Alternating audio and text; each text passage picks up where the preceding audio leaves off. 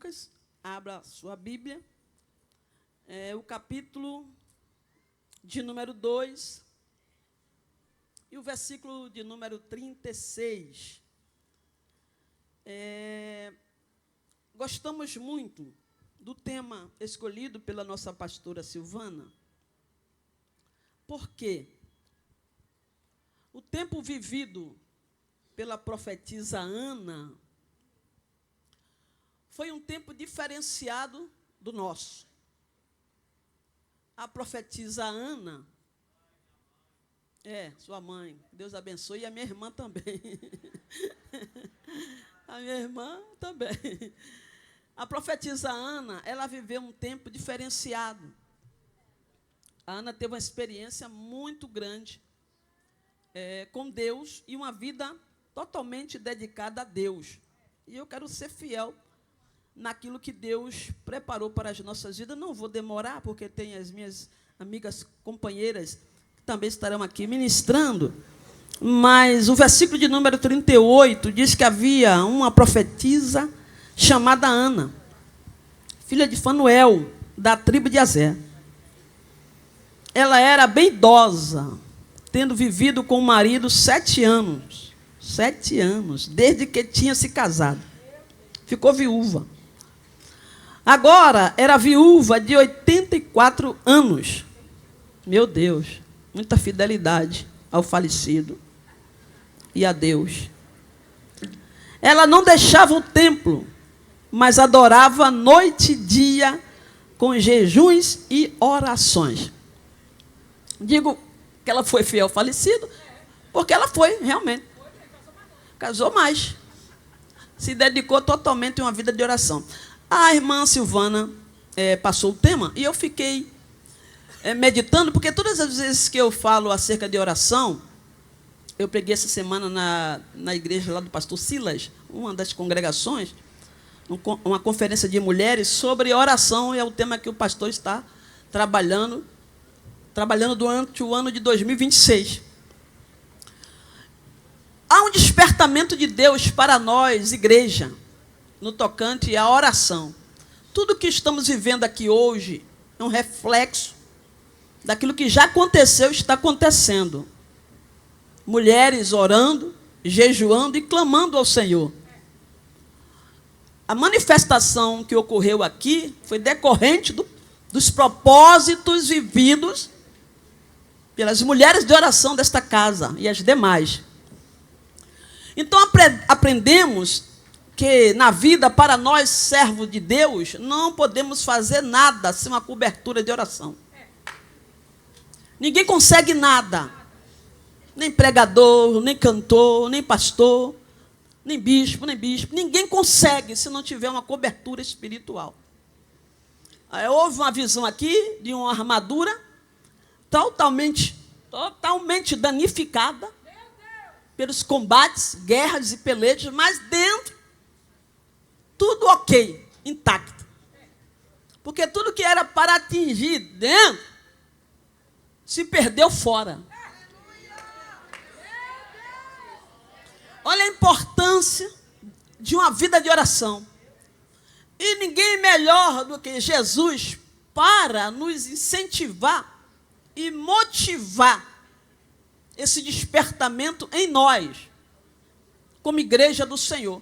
Porque o exercício da oração habilita o servo, o soldado de Cristo, para a luta contra as trevas. O que estamos vivendo aqui é um refrigério daquilo que estamos vivendo lá fora. Combates, batalhas, pelejas. E nós precisamos desse exercício de oração. Porque precisamos nos apoderar das armas da luz. E aí você terá capacidade de guerrear contra as obras das trevas. Olha, Jesus teve uma vida exemplar de oração. Jesus não negligenciou a vida dele de oração, né, Valéria? não negligenciou, porque ele sabia o que ele iria enfrentar, estava enfrentando. Eu separei aqui alguns momentos de oração, de comunhão, uma vida dedicada de oração que Jesus teve. E você vai compreender rapidamente que Jesus nutriu essa vida de oração. Jesus não, de maneira nenhuma, não deixou de lado esse momento.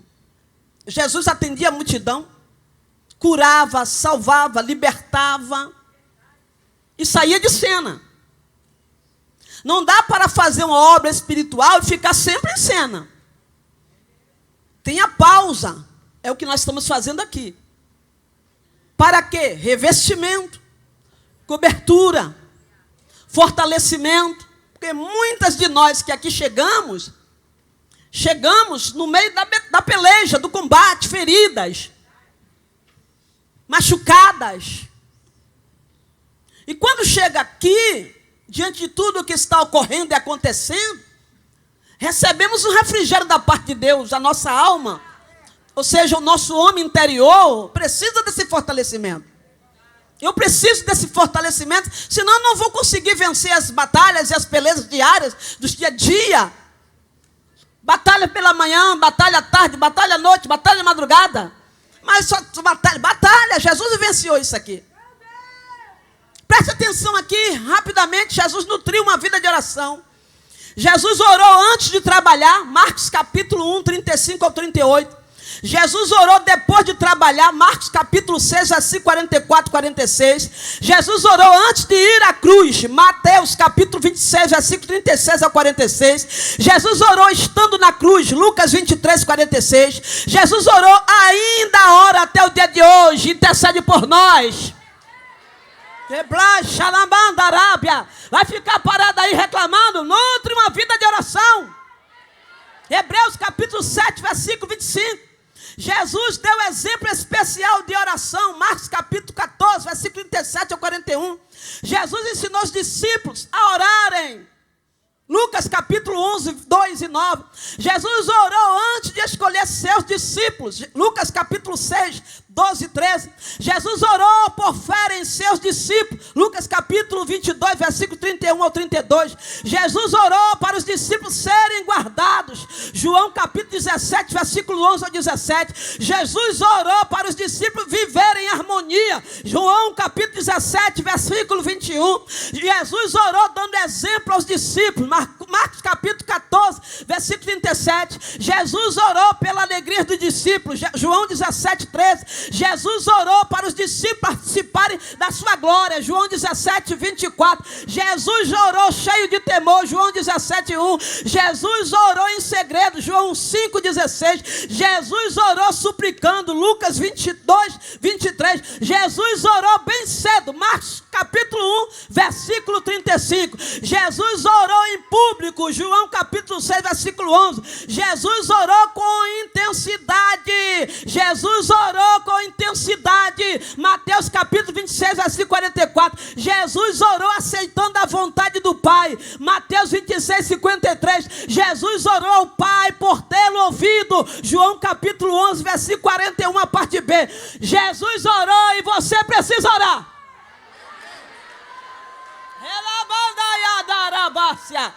Não pense que você vai ter uma vida de facilidade, uma vida de vitória, se você não dobrar o seu joelho.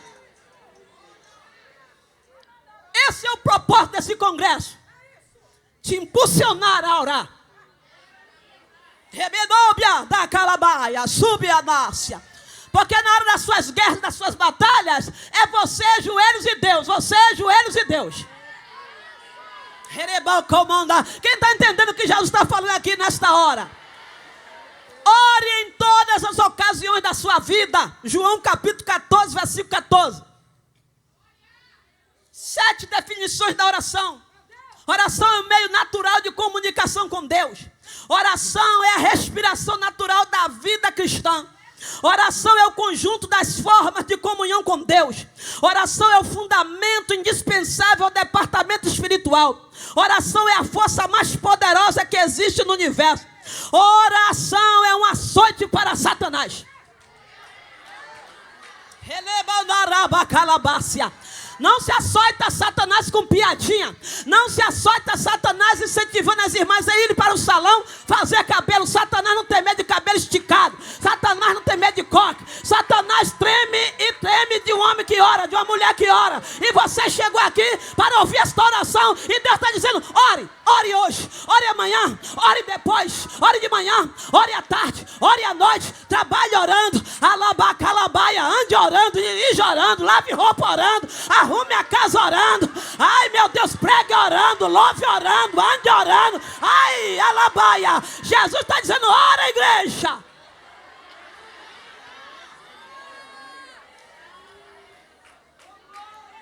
Não se vence Satanás com piadas. Satanás debaixo dos meus pés o meu sapato. Agora debaixo dos pés de Jesus, sim.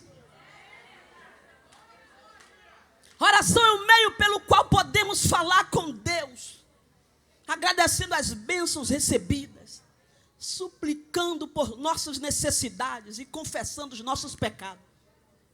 Batalha espiritual. Oração é um açoite contra Satanás. Quer açoitar Satanás? Para de piadinha. Quer açoitar Satanás? Para de competição. Se coloque em posição de mulher de Deus. Isso é coisa de criança, de infantil, que não dobra joelho para orar, que acha que o mundo é fantasia, que o mundo é um fantoche. O mundo é realidade, existe. E demônio também existe. E o bicho é ruim. Terrível. E ele consegue usar essas pessoas que dão lugar a ele. Isso é tão, já está queimado, mas você precisa receber a palavra.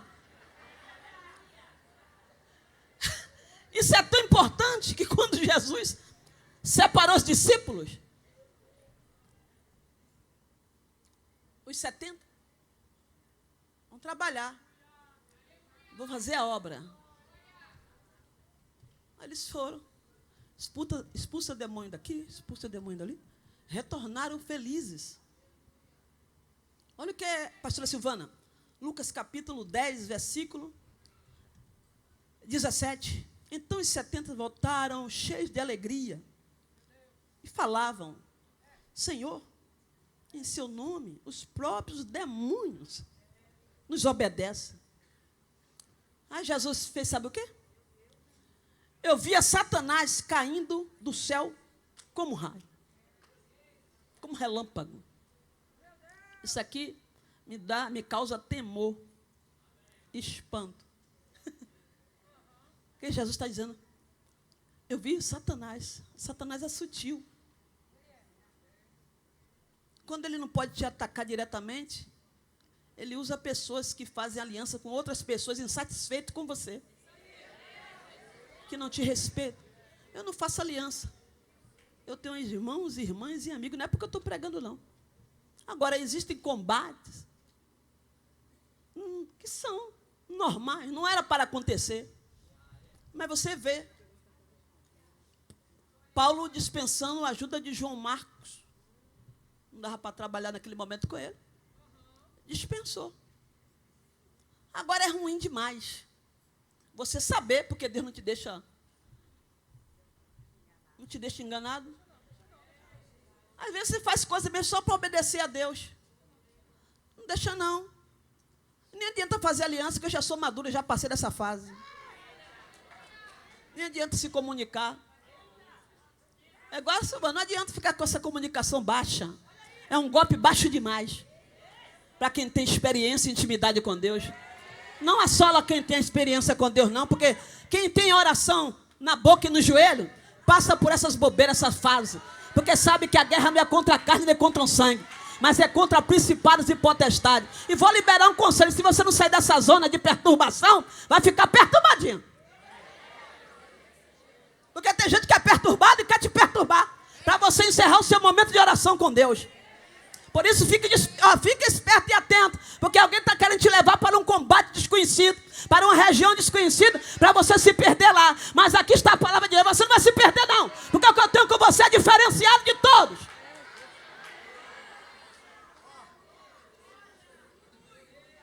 Nós temos que buscar um amadurecimento urgente no meio dessa guerra, porque senão desistimos de tudo. Porque quem era para ajudar, quer matar. Então preste atenção, porque aqui Jesus falou para os discípulos, eu vi Satanás. Ou seja, Jesus está dizendo, o que vocês estão fazendo é uma obra altamente espiritual. Enquanto vocês estão felizes porque os demônios estão obedecendo, eu vi Satanás cair. E caiu numa velocidade terrível. Porque ele estava lá em cima, mas não foi fiel. E quem não é fiel, cai por si só. Não precisa você batalhar contra ninguém. Se está sendo infiel a você, é porque já está sendo infiel a Deus. Então preste atenção. Se não está sendo fiel com você, já está sendo infiel com Deus há muito tempo. Aí Jesus está dizendo para eles, vocês estão em uma guerra espiritual. Por que são feitos os trabalhos na igreja? Hoje, feriado, poderíamos estar em outro lugar, cancelei o meu compromisso à tarde. E não perdi, não. Pode ter certeza. É livramento, eu entendo como livramento. Mas pense o que é que você está fazendo até 3 horas. Aqui no templo. Batalha espiritual, revestimento, ouvindo a voz de Deus, se fortalecendo e se conectando com Deus. Então presta atenção à oração. Existem 7 maneiras de orar. E podemos destacar aqui 7 delas. Orar no Espírito, Efésios 6,18. Orar com fé, Mateus 21, 22. Orar de coração, Jeremias 29, 13. Orar em humildade, 2 Crônicas 7, 14.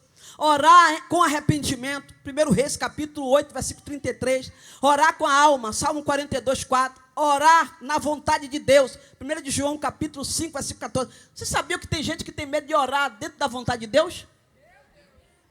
Sabia, pastora Silvana? Existem pessoas que elas têm medo de orar segundo a vontade de Deus. Porque ela não quer que Deus vá de encontro ou na contramão da vontade dela.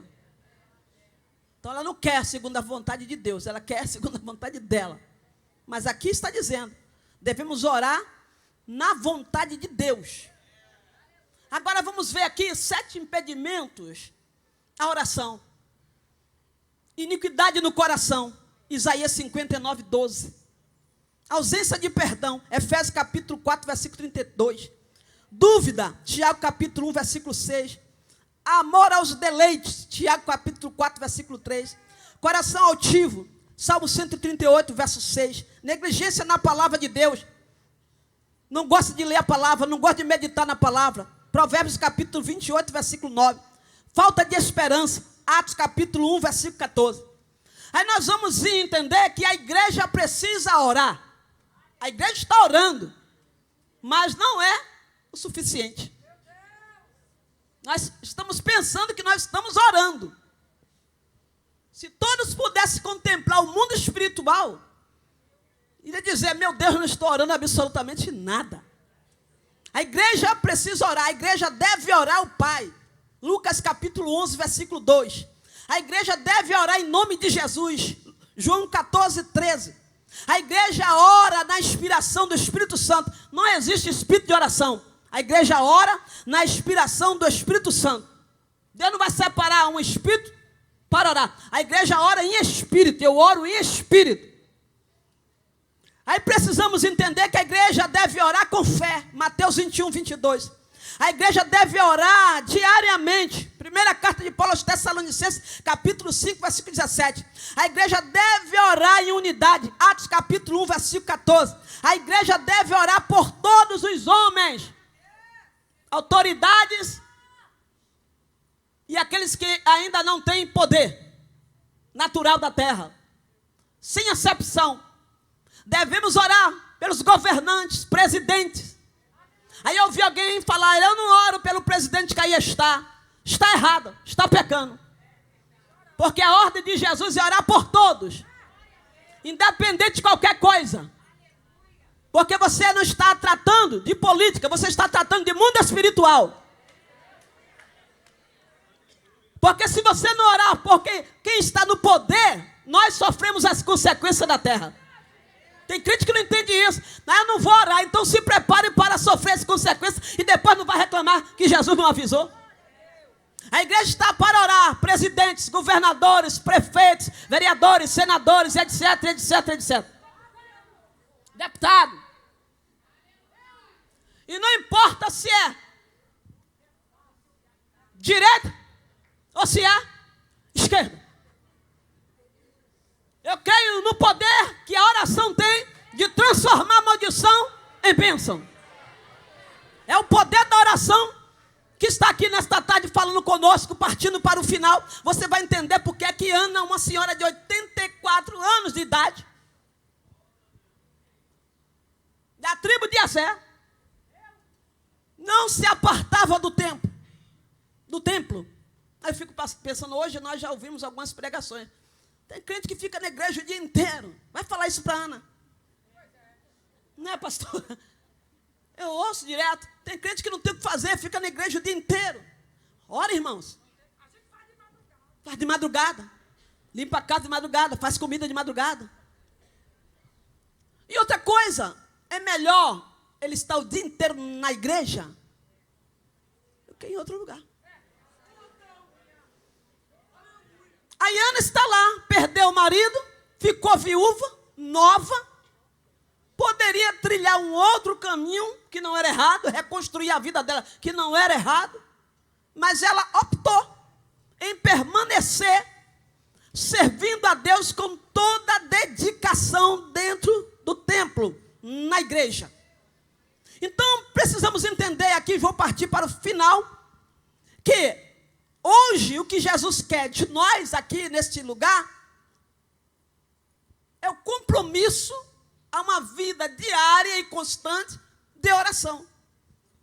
Ana não esperou apertar para depois ir para o templo orar. Ana já estava orando. Então percebam aqui que quando Simeão foi ao templo, Ana já estava no templo. Simeão foi ao templo, porque houve uma promessa, ele disse que só iria sair da terra após os olhos contemplarem o Salvador. E aí encontra com quem lá no templo? Com Ana. Aí alguém vai dizer, mas Ana não saía do templo. O texto diz aqui claramente que ela era uma mulher profetisa. Ela era uma mulher cheia de graça. Eles sabem. Ela era uma mulher comprometida. E aí você vai entender rapidamente que ela profetiza, versículo 36. Uma mulher viúva de 84 anos, versículo 37. Permaneceu na casa do Senhor no templo, versículo 37. Serviu a Deus intensamente, versículo 37, orou e jejuou muito, versículo 37, e foi uma testemunha da redenção, versículo 38. Eu vejo aqui uma inspiração para os nossos dias. Eu vejo aqui uma mulher nos inspirando a prosseguir, a não desistir, a não deixar de orar. Então encontramos aqui, nesse texto de Ana, principais verdades do texto.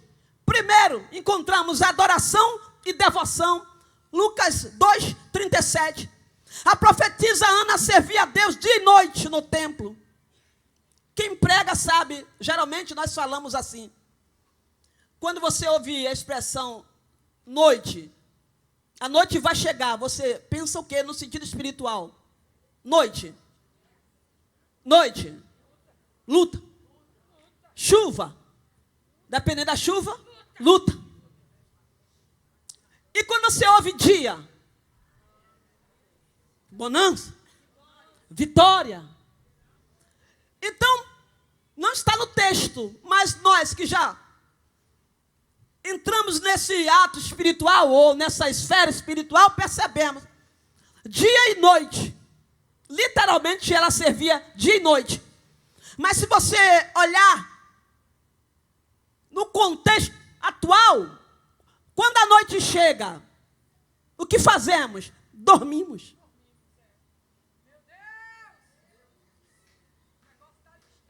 Aí o que é que acontece?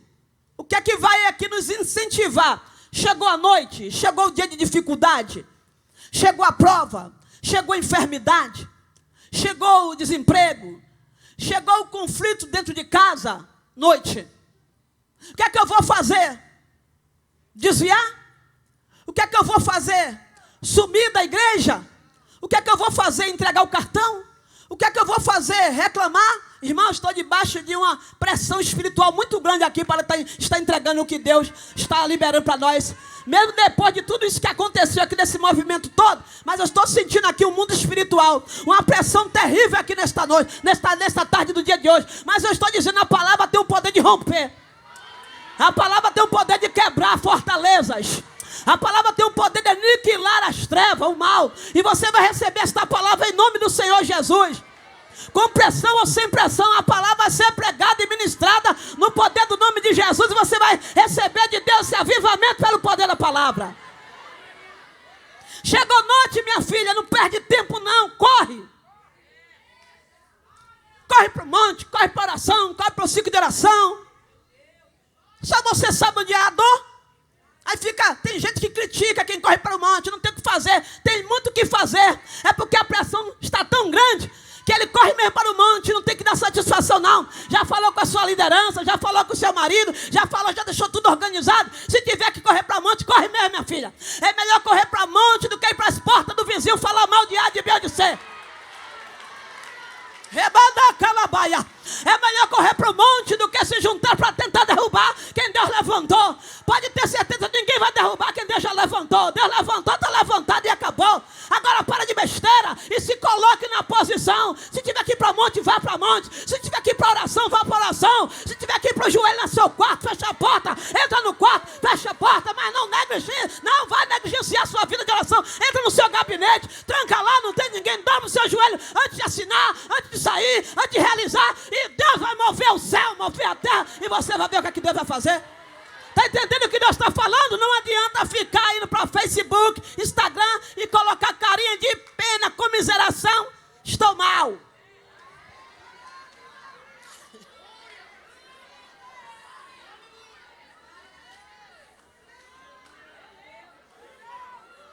Não adianta.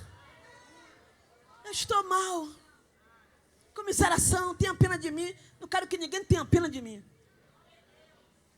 E não é soberba, nem orgulho, nem bobeira.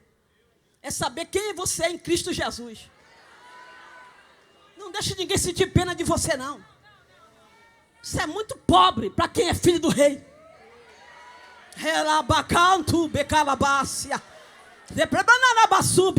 E tem gente que é especialista em tentar te consolar nesses momentos que você está dizendo, se sentindo, tenho pena, estou ruim, estou mal, por favor. Todo mundo passa pelo dia mal. A diferença é quem passa e suporta e quem passa e se rende. Nós não nos rendemos. E não é sobre orgulho nem vaidade, é sobre saber quem é Cristo em nós. Remanto canabácia. E Deus está dizendo, não se renda. Pode estar a pressão atrás. Pode estar os carros de Faraó e os seus cavaleiros.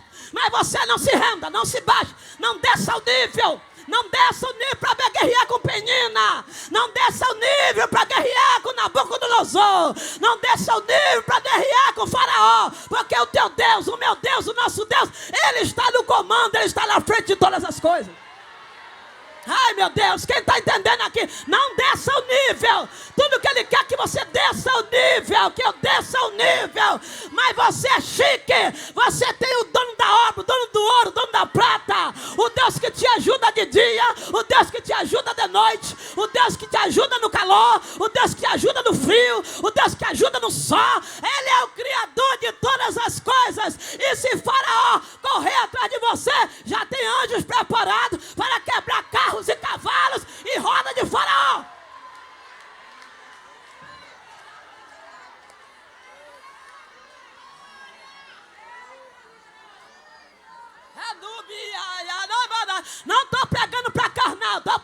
para espiritual. Estou pregando para quem está vivendo guerra. Estou pregando para quem não quer desistir. Estou pregando para quem está dizendo: estou ferida, mas estou marchando. Na caminhada da escura. Está doendo, mas estou marchando. Estou enfermo, mas estou marchando. Estou passando na prova, mas estou marchando. Não vai me vencer. Não vai me jogar no chão. Porque aquele que está comigo é maior do que Faraó.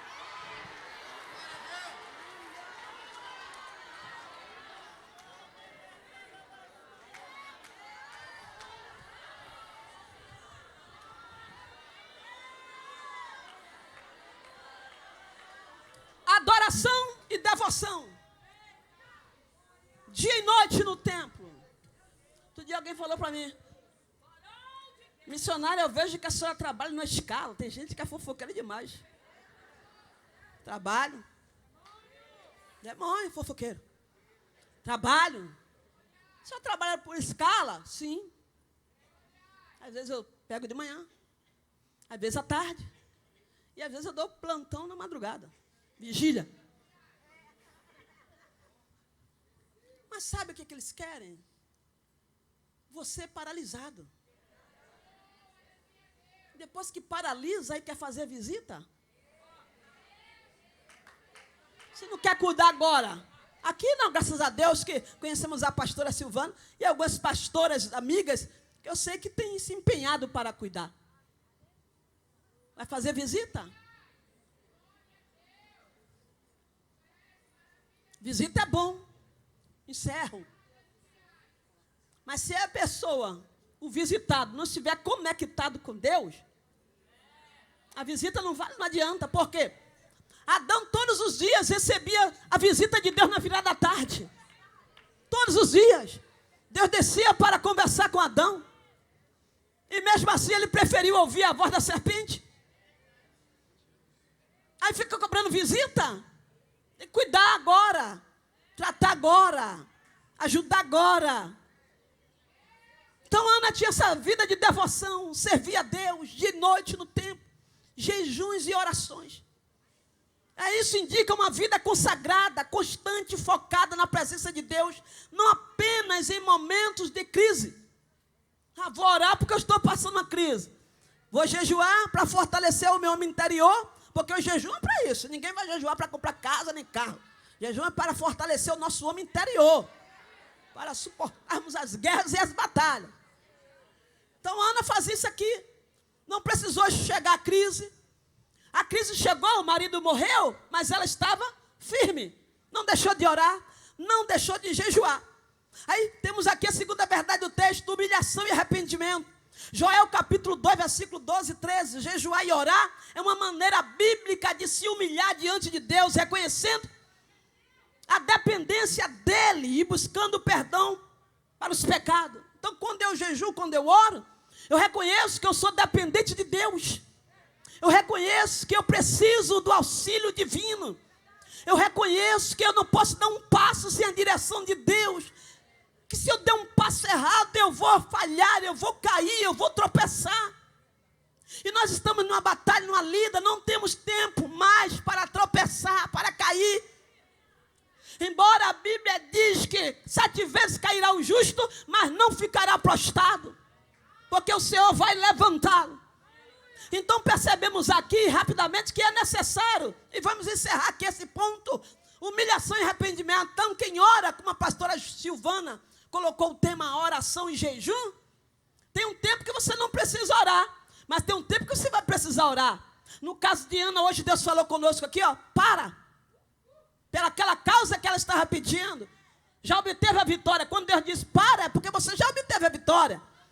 Aí vai se preparar para outra causa, mas aquela você não vai mais fazer o que você estava fazendo. Mas aqui o ensinamento é tempo de humilhação. Eu vou entrar em jejum, vou entrar em oração, vou separar um tempo da minha vida, vou consagrar a minha vida, vou buscar o perdão dos meus erros, dos meus pecados, vou buscar a face do Senhor, vou me consagrar. E consagrar não é querer ser melhor do que ninguém. Consagrar é separar a sua vida, é algo pessoal, é algo individual. Eu não me separo por você, eu me separo por mim mesma, pela minha vida, pela minha sobrevivência, pela presença de Deus na minha vida, para que eu possa permanecer firme, para que eu possa permanecer constante, para que eu possa permanecer na presença de Deus, para que o inimigo não venha me achar como alvo dele, dos ataques dele. Todas as vezes que ele me atacar, eu estarei vestida com as armaduras de Deus, e Deus já estará me dando capacidade de suportar as guerras e os combates. É por isso que tem muita gente desistindo, porque não para nesse tempo de manutenção da vida, manutenção na oração, manutenção no jejum, não jejua mais, não ora mais, alguns problemas de saúde, e Deus entende, mas é necessário você tirar esse tempo pela sua casa, pela sua vida, pela sua família, pelo seu casamento. Tem algumas guerras surgindo nos casamentos que nós, mulheres, percebemos de longe, e antes que chegue perto, você já entra em ação, já prepara a sua vida. Aí você vai encontrar aqui aumento de intimidade e poder espiritual. Tudo na vida de Ana. Marcos capítulo 9, versículo 29. Então perceba que o jejum combinado com a oração fortalece o espírito contra tentações da carne e intensifica a conexão com Deus, tornando-o mais forte, mais sensível à voz de Deus e o poder de Deus.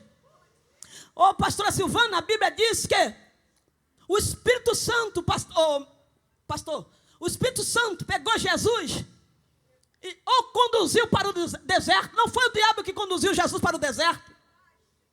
O Espírito Santo levou Jesus para o deserto. E lá no deserto, Jesus não ficou de brincadeira. Entrou em jejum, 40 dias jejuando, 40 noites jejuando, orando. E após Jesus ter fortalecido o seu homem interior, estou falando de Jesus homem, fortaleceu o interior, aí quem aparece após os 40 dias? Satanás. Ele sempre vai aparecer. Ele sempre vai aparecer. Não pense que você está fazendo obra para Deus, que você vai ficar imune das aparições de Satanás. Ele sempre vai aparecer com uma proposta nova. Ele sempre vai aparecer tentando te ferir, tentando te machucar. Ele sempre vai aparecer tentando te dar uma direção, dizendo que é nova, mas não é. Porque você entende, quando a direção é de Deus, você não tropeça, você acerta o alvo. Ele sempre vai aparecer. Não está vendo esse grande evento, esse grande congresso de oração? Pois bem, prepare-se para o depois. E não estou profetizando o caos, eu estou dizendo aquilo que é real, que é verdadeiro. Após Jesus entrar em batalha, pastora Silvana, 40 dias e 40 noites, aparece Satanás tentando servi-lo. Onde que Satanás vai servir um justo? Fica atenta para quem está te servindo. Onde que Satanás vai servir um justo? Onde que Satanás vai alimentar a fome do justo? Nunca que vai. Mas se o assunto é derrubar, é aniquilar a promessa, invalidar o sacrifício, ele vai tentar e ele vai fazer. Mas Jesus jejuou e estava ligado. Serviu pão, Jesus não quis. Serviu poder, Jesus não quis. Ostentou, Jesus não quis. Pode servir o que quiser servir para você. Vai negando, vai negando. Se não vem de Deus, não serve para você. Se não vem de Deus, não serve para você. Se não vem de Deus, não serve para você. Se não vem de Deus, não serve para sua casa. Pelo amor de Deus, levanta a sua mão. Se não veio de Deus, não serve para sua família. Se não veio de Deus, não serve para o seu filho. Se não veio de Deus, não serve para o seu filho. Não serve para a sua família. Não serve para o seu marido. Não serve para a sua esposa. Se não vem de Deus, é laço. Chuta que é laço. Desfaz que é laço. Ai, Joe de Calabaia. Deus está dizendo, esse laço está sendo quebrado hoje aqui. Aquilo que eu não enviei, eu vou quebrar. Aquilo que enviaram para você, eu vou tirar. Porque você só vai receber aquilo que eu enviei do alto.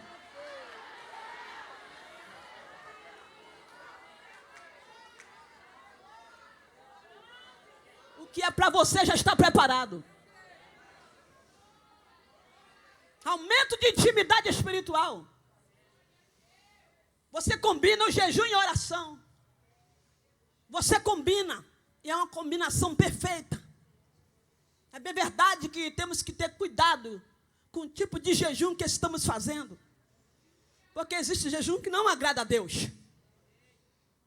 É aquilo que nós chamamos jejum de feiticeiro. Vou jejuar para fulano cair. Vou jejuar para a porta não abrir. Vou jejuar, esse jejum é invalidado. Porque quem ora contra Jacó não é encantamento. Você está protegido. Eu estou protegida, pode orar contrário, pode levantar a mão, pode fazer o que quiser. Eu estou protegida, você está protegida, nenhum encantamento há contra Jacó. Se alguém está tentando te amaldiçoar através de oração contrária, através de feitiço, através de macumbaria, eu vi Deus quebrando hoje aqui, nesta manhã. Eu vi Deus desfazendo aqui nesta manhã. Então, meu filho, sai para lá que aqui não vai colar. Porque você ora, a sua casa ora, a sua família ora, o seu marido ora, o seu filho ora. Então nem adianta amaldiçoar.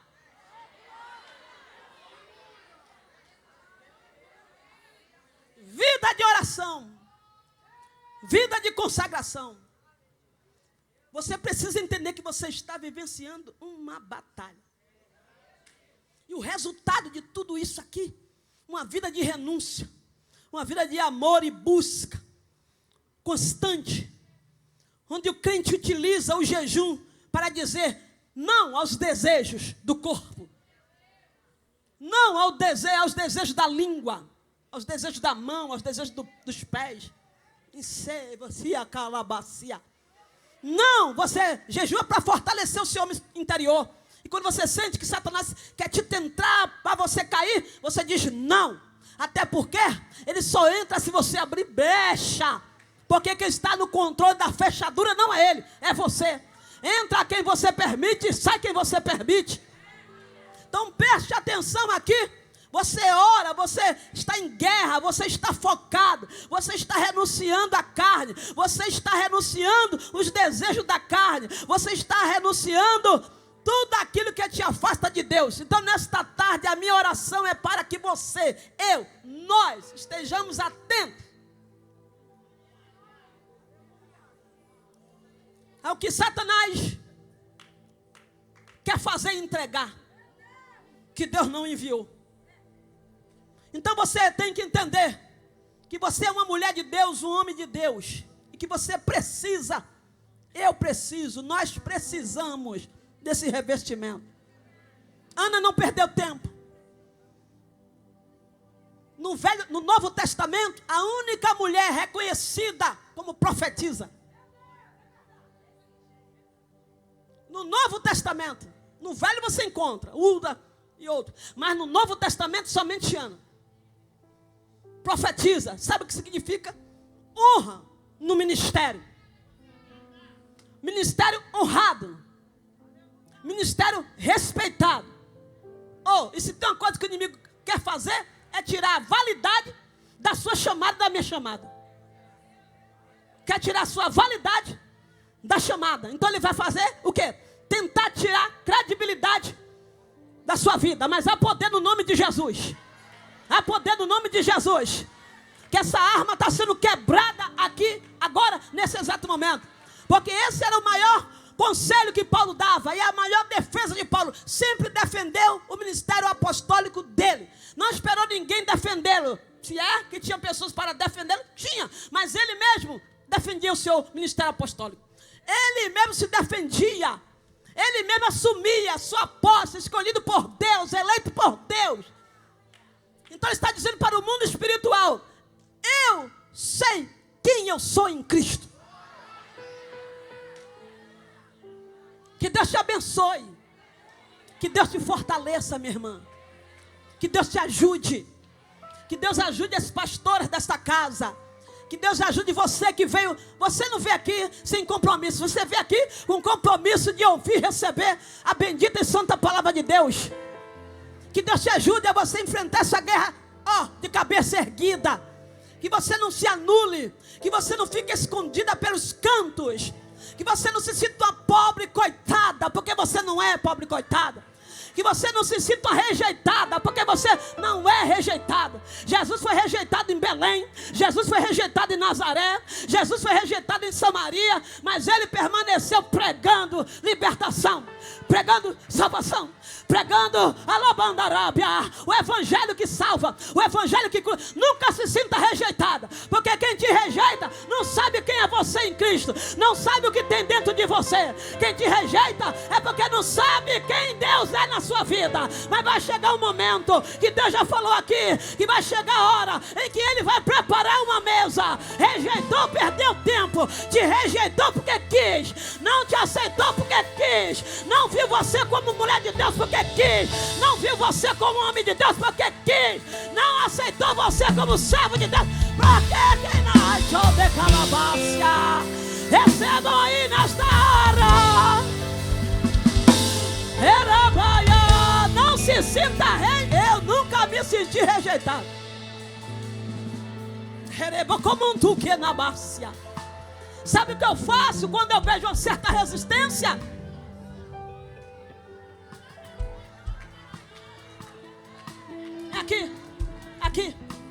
Aqui, ó. Bate a poeira do pé e vai marchar com o varão. Há uma nuvem aqui nesta Tecamandarábia. Deus está dizendo: eu estou reconstruindo. Eu estou tocando em mentes nesta tarde. Eu estou tocando em pessoas que se sentiam rejeitadas. Nesta tarde Deus está dizendo: você é minha propriedade peculiar. Você é minha propriedade peculiar. Você é minha herança. Eu te selei. Eu coloquei o meu espírito dentro de você. E agora você é minha propriedade. É minha propriedade. É minha propriedade. É minha propriedade. É minha propriedade. É minha propriedade. É minha propriedade. É minha propriedade. Você tem selo. Você tem selo. Você tem um selo, você tem um selo, você tem um espírito, você tem um selo, Silvânia, você tem um selo, mulher, você é